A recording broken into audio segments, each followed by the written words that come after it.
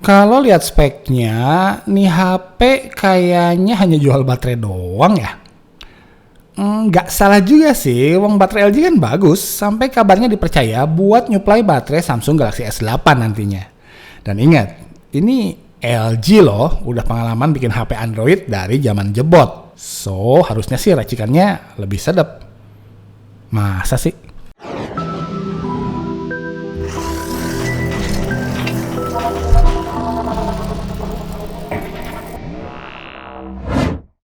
Oke, seperti biasa kita mulai dari ngintip apa aja yang ada di dalam dan di luar box penjualan si LG X Power ini yang di logo saat ini di beberapa toko online dengan kisaran harga 2,4 jutaan. Bahkan ada beberapa toko yang dijual sedikit lebih murah dari itu.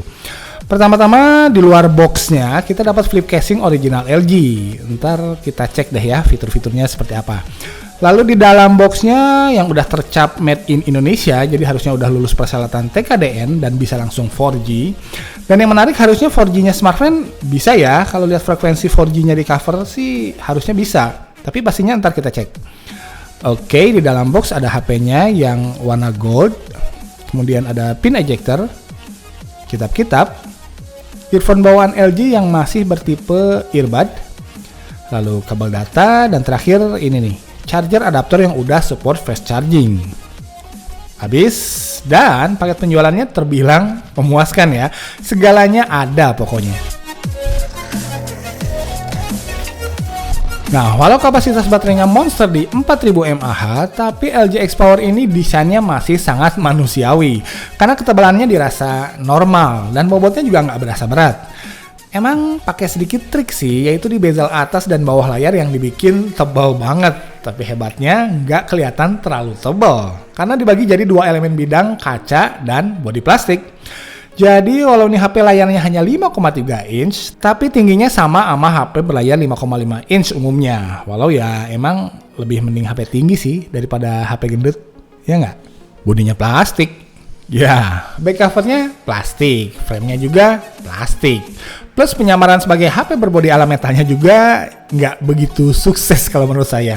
Karena tetap kelihatan dan kerasa plastik. Tapi santai, feel solidnya masih dapat kok. Sama sekali nggak kerasa ringkih whatsoever. Dan saya pakai udah 1 bulanan tanpa casing, so far masih aman dari goresan pada bidang punggungnya. Kalau dari sisi estetika yang pas dilihat dari jauh banget mirip sama LG G5 ini terlihat ya simple, tapi dari sisi kemudahan penggunaannya sih saya suka karena sudut tajam sangat minim terasa, jadi bikin megang HP ini tuh smooth banget kayak pegang sabun mandi gitu. LED notifikasi udah dikasih, tombol 3 sekawan juga ada di dalam layar, feel-nya ringan, natural, dan banyak hal yang memudahkan. Alhasil dipakainya nyaman plus handlingnya aman. Jadi walau plastik, desain HP ini masih menawarkan banyak hal yang positif, kendati punya baterai yang segede gaban padahal. Nah, resep rahasia biar experience HP itu terasa lezat, yang paling penting ada di user interface-nya. Dan LG ingin LG UX 5.0-nya tetap terasa simple namun fungsional. Simple karena layoutnya masih sama layout zaman Android Jelly Bean atau KitKat yang segalanya begitu familiar.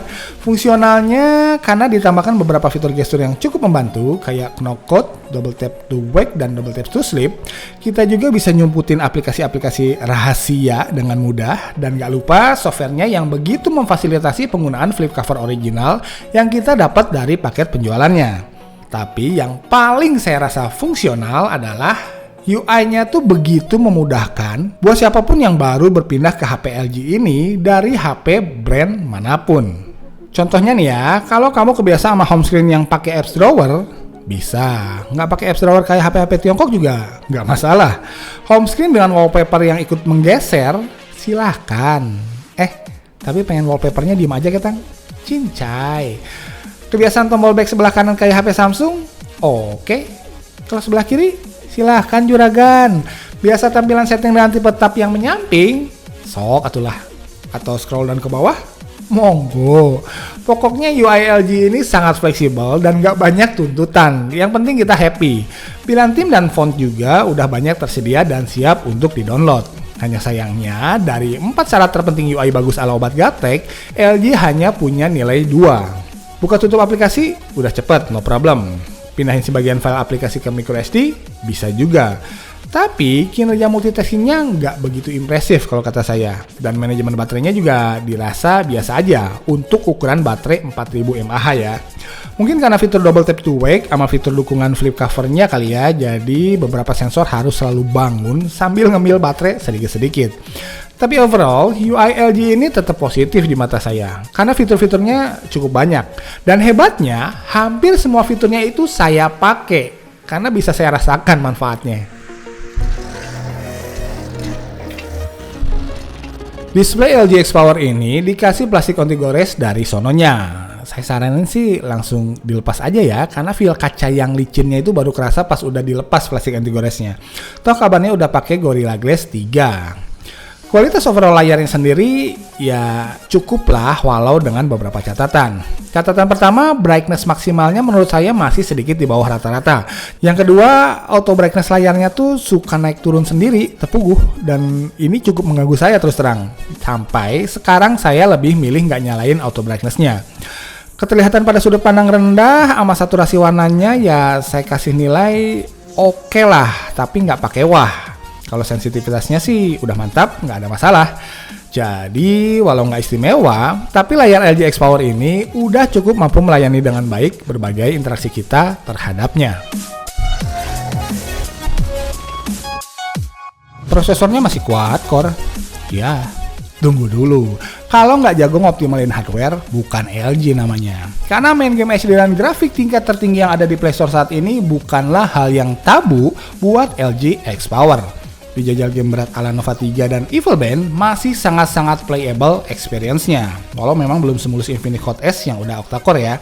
Tapi yang jelas mainnya udah cukup nyaman di sini.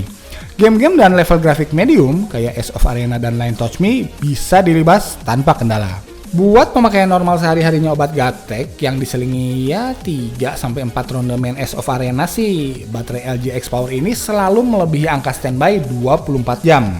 Nggak ada masalah. Dan di saat nggak lagi dipakai game sama sekali, 2 harian full sih bisa nyala terus nih HP. Tapi awetnya tuh karena kapasitas baterainya yang besar dan bukan karena manajemen baterainya yang bagus banget gitu. Karena J7 2016 saya yang baterainya hanya 3300 mAh aja terasa sedikit lebih awet dibanding LG X Power ini. Tapi menangnya LG X Power tuh pas baterainya habis ngecasnya hanya butuh 1,5 jaman aja dari lowbat sampai 100% berkat fitur Qualcomm Quick Charge 2.0-nya. Loh, kalau prosesornya MediaTek ya, tapi fast charging-nya pakai Qualcomm. Tumben akur. Ditambah layar yang responsif, body juga adem-adem aja pas dijajal ngegame berjam-jam. Posisi speaker body juga aman, nggak kehalangan. Ama bobot HP yang kebilang ringan buat HP berbaterai besar, HP ini udah saya rekomen buat gamers dengan grafik menengah dan ringan. Anyway, support dual SIM 4G hybrid. Ukurannya juga nano SIM dua-duanya. Pas saya tes pakai smartphone, harusnya sih bisa ya, karena tulisan di boxnya sih bisa, tapi ternyata nggak langsung ke-detect. Mungkin ya harus diatur-atur dulu IPN-nya, dan di pilihan network mode-nya juga nggak ada pilihan 4G only. Jadi mungkin kembali harus masuk engineering mode, pakai jurus ya itu bintang pagar 3646633 pagar bintang. Yang jelas jauh dari kata memudahkan. So intinya, walau mungkin bisa pakai smartphone sih, tapi nggak smartphone friendly. Smartphone.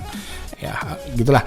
USB Logo udah support, bahkan HP ini punya fungsi power bank buat ngecas HP lain atau ya aksesoris HP lainnya lah, kayak pas Bluetooth headphone kita tiba-tiba habis baterai kan enak. Dan sensor-sensor hanya minus di gyroskop aja, jadi nggak bisa main VR. Kamera utama LG X Power ini ya secara overall cukup oke buat level harganya, bahkan hasil tangkapan low light-nya di atas rata-rata. Saturasi warna dan kontrasnya pun terlihat cukup apik, kembali untuk kelas harganya. Walau ketajamannya mungkin belum yang paling crispy. Oh ya, sayangnya mode HDR saya nggak nemuin pada software kameranya. Untungnya penguncian fokus dan jeda antar shutter sih udah lumayan cepat. Diajak selfie, walau udah ada fitur screen flash, tapi tetap hasilnya hanya bagus pada kondisi pencahayaan yang melimpah aja. Jelas kualitas kamera depannya sih masih di bawah Coolpad Sky 3, apalagi Infinite Hot S yang kemarin baru aja saya review. Tapi ya fitur selfie-nya sih udah asik, karena pengambilan gambarnya tuh otomatis men, nggak usah bilang cheese atau lambai-lambai tangan segala gitu. Jadi kamera utama HP ini ya emang nggak bagus-bagus amat, terutama karena karakternya yang soft.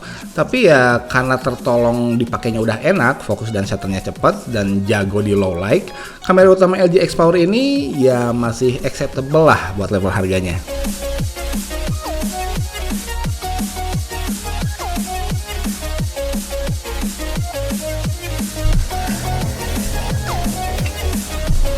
Musik playernya tampil sederhana, saya nggak nemu equalizer ataupun pilihan efek di sana.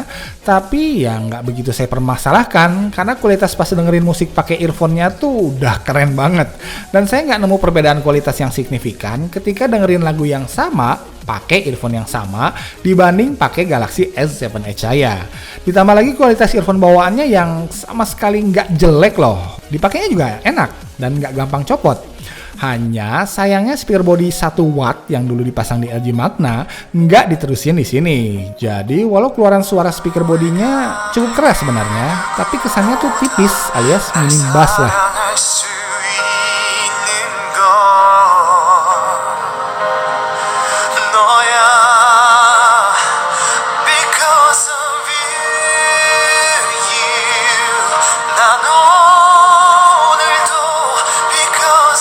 Oke, jadi kesimpulannya, ibaratnya nih ya, di kulkas hanya ada terong, bawang, cabai, sama tomat doang.